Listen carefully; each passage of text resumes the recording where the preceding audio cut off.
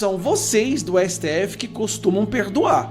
Inclusive, eu acho que não tem nenhum traficante preso hoje no Brasil. Vocês já perdoaram todos. Mas o que realmente nos incomoda é que vocês perdoaram traficantes, torturadores, sequestradores, assaltantes de banco em 79, mas acham um absurdo a população pedir anistia e perdão a essas pessoas que nunca haviam cometido crime algum em suas vidas?